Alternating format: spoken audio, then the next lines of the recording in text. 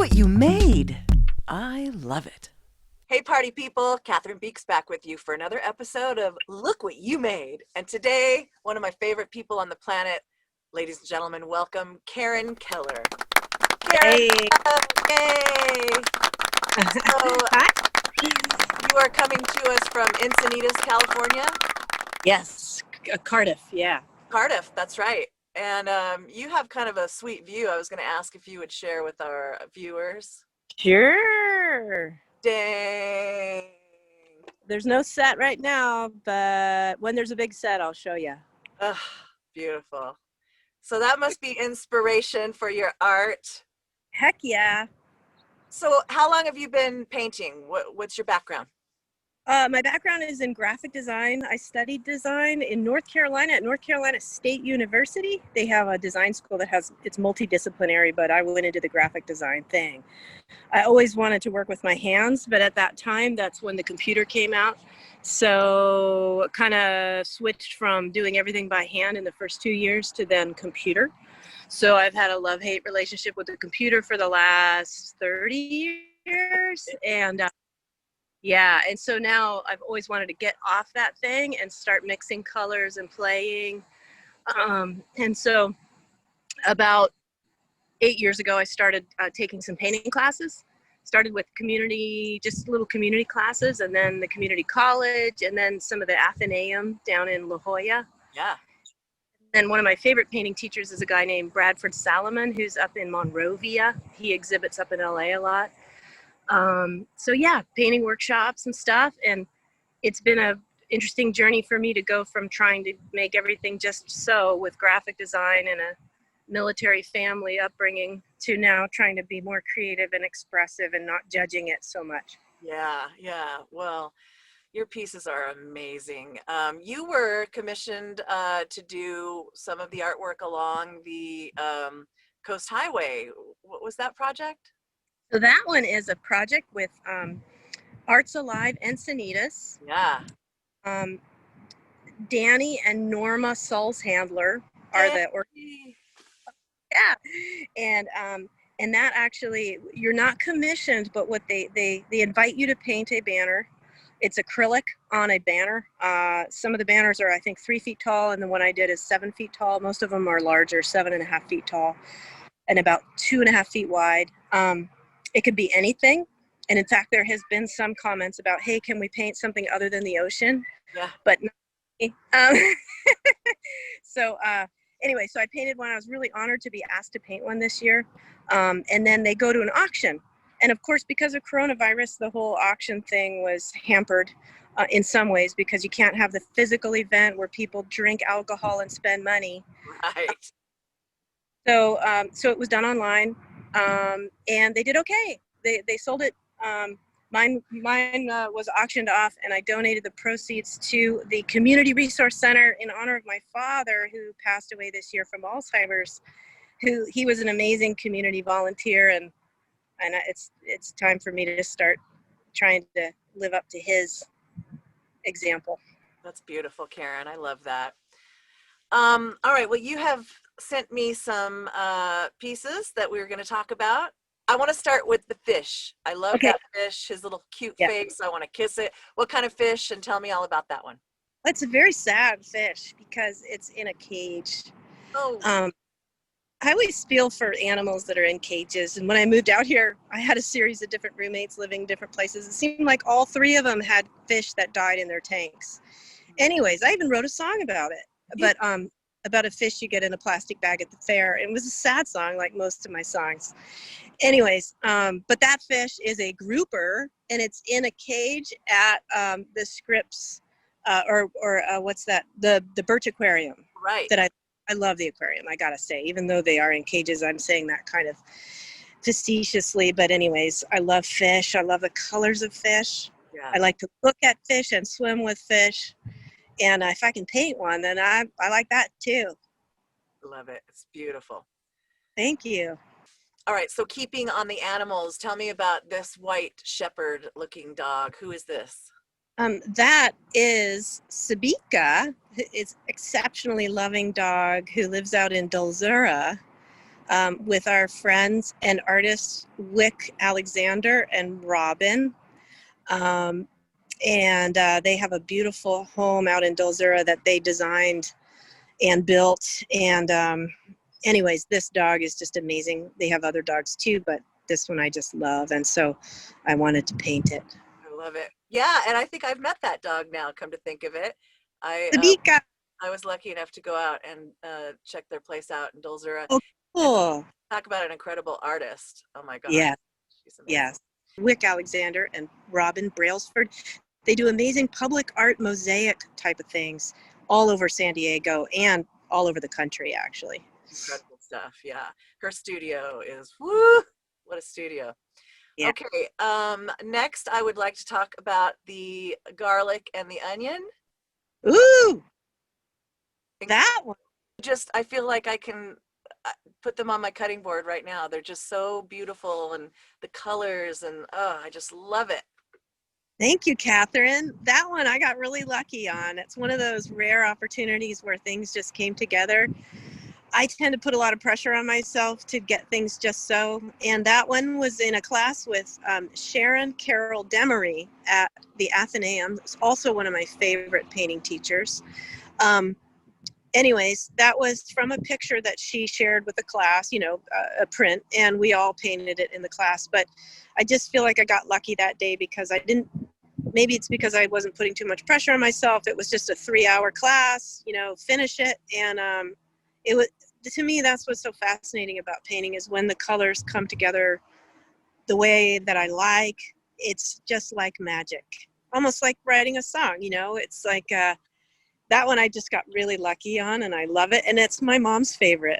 Yeah, I love it so much. These landscapes, like, the road alongside the lake and the mountains, and then it looks like somewhere in Arizona, you can see the buttes. And I mean, those are just incredible. Is that from a photo that you took, or what is that from? I mean, how did you create those?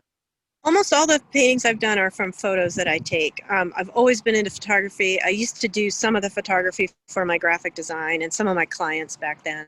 Some of it was architecture photography. Now with the new iPhones, it's incredible what you can do. I'm just amazed. I used to take bracketed photos with slides and save up my money just so I could get them developed. And anyways, it's so fun to have a phone now where I can take pictures. Yeah. So I have thousands of pictures. I'm gonna end up spending way too much money on web storage of documents if I don't go through. And I should have done that in this year of coronavirus, but I haven't. Anyways, so I've got thousands of photos, and the one with the road is Norway. And then the other ones are usually Zion. I'm not sure which one. If it's the one with the train track in it, that is on the border of Utah and Colorado. But I guess like most any other painter, I would say what captures my interest the most is the way light hits things, especially things in nature. Yeah. Of course, things aren't moving because then I can take pictures of them. So landscapes are pretty good candidates. Yeah. And then of course your beach scenes are just, you can tell that you're a surfer and that you have a very intimate relationship with the ocean. I love the one, the Tower 17, and then the steps down to the ocean. Is that right there in your neighborhood? That is right down in our neighborhood. And that one, it took me 2 years to finish that one. I started it and I loved the cliffs. They're kind of abstract. I like that, more spontaneous. I worked on the guard tower for a while to try to make those railings convincing. And the hardest part was the wave. I didn't know enough about painting water, and I want to thank Jeff Yeomans, who's a teacher down at Athenaeum and locally. I took a workshop with him, and that really helped me figure out how light hits waves and simplified it. He broke it down, and then he even talked with me over the phone about it one time when I was trying to finish that painting. Oh, that's so cool. Wow. I know. Such a cool guy. Amazing. And then tell me about Never Call 911. Never. Tell me about that. That one is pretty interesting, especially right now, because that's one of my friends. I'll go ahead and say it. His name is Bill Coltrane. He is a doctor. He's an emergency room doctor. He's a big fan of that author, and that is one of the sticky notes that was put on Hunter S. Thompson's, that he put on his own refrigerator because he'd have those crazy ass parties. It was a reminder to himself, never call 911. This means you. So no matter what drug you're tripping out on, don't 911. I think it was in Aspen. They don't want to be bothered with you and your crazy parties. Anyways, I think because my friend Bill is an ER doctor, he sees everything. And the stories he tells sometimes are pretty funny. But so he was, hey, I got this canvas. Would you paint this? And I want to thank Bill, because if I hadn't been challenged with that and a free canvas, again, it's provided. I didn't go spend a bunch of money on the canvas. So it's a little bit easier for me to just try and not be so critical. And so I tried it, and I'm happy with it. And I do want to paint more people. Yeah, you're great at that. I love it. Okay, I wanted to ask you if you would show me your studio where you paint and give me a little tour. So my painting studio is in the garage of the house. It's good for ventilation. I can paint with the big garage door open. Over here is a table that I just put a piece of glass on, tape the glass down, and then I can put my paints on it. I learned from another painter to just put ceramic cups or glass cups over the piles of paint to help preserve them for a couple of days. And then, I have my computer and stuff, so that there are certain things that I still do on the computer, like work with photography. And eventually I want to make some products that, go back to my old graphic design world. But so that's where the computer is. And there you go. I love it, Karin. And what a great hack, that upside down glass on the glass table. That's so smart. I think that came from Monique Straub. If you check her out online, she's got some beautiful, very colorful paintings. I love her stuff, and she's the one who I think I learned that from. Nice. Just put it over your paint. So smart. I love it. I love it. Okay, so if folks want to commission you, they want to look at more of your work, they want to contact you, where do they go? They could go to KarinKellerArt.com, and it's Karin Keller, Keller, or KarinKellerArt@gmail.com. Perfect. For those of you who know you, they know that you and your husband, Cliff Keller, run the San Diego Songwriter Meetup group, which has been invaluable in so many musicians' lives over the past 20 years. Maybe how long? 15 years? You guys have been doing it a long time. Well, actually, Cliff started that before we met. He started it, I believe, in 2007. Oh, that's right. And then I met him actually through the Songwriters Meetup group. I have helped him, with somewhat, with or helping organize just a tiny bit. And then I helped design a logo and stuff like that. But he's the real organizer of that group. I'm a member, and he and I write songs together. Well, let's end this show with one song, and then we'll splash up some more of your paintings behind it. What song? Okay. What song should we play? How about the latest song we wrote? And it was a bit of a struggle because this has been a tragic year, but we were trying to write a Happy New Year song because we write a holiday song every year. So this one is trying to look forward with hope. This was before we knew there was a new, more contagious strain of the coronavirus, so keep that in mind. But anyways, so it's acknowledging the trying year we've had, but looking ahead with hope. And we just actually reworked it even more yesterday, even though it's now the 12th and we're very late. Awesome. All right. Thank you, Karin. Love you so much. Love your work. Thank you, Catherine. And thank you for everything you do for the music community and the art community. And you've played a role in my artwork because you were always so encouraging with my music as well, which helped me to be less scared. I love it. Yay. All right, my dear friend, thank you so much. It was great to see you. Give love to your husband. Ladies and gentlemen, here's to a new year.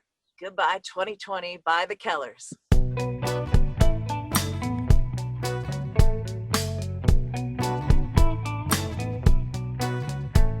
We used to take for granted breathing the same air. Now we can't even hug without feeling scared. Isolation, grief, worry and fear. It's been an awful time, a dumpster fire year.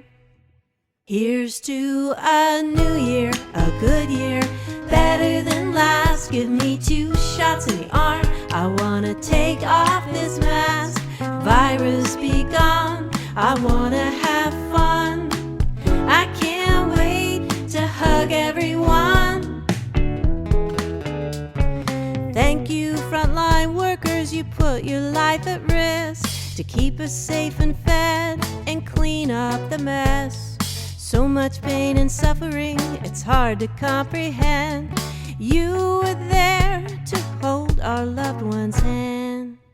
Here's to a new year, a good year, better than last. Give me 2 shots in the arm. I wanna take off this mask. Virus be gone, I wanna have fun. I can't wait to hug everyone.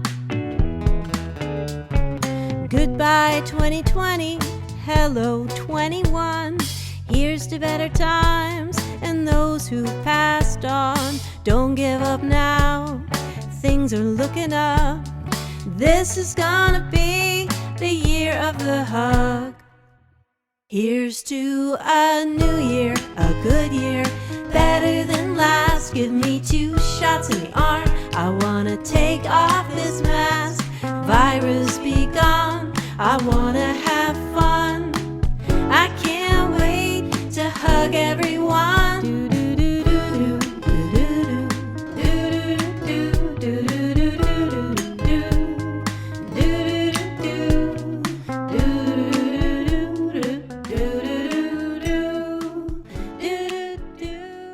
Look What You Made is a half-fast TV production for Listen Local Radio, made possible with support from our sponsors and subscribers. Subscribe today at patreon.com/listenlocalradio. Thanks for watching.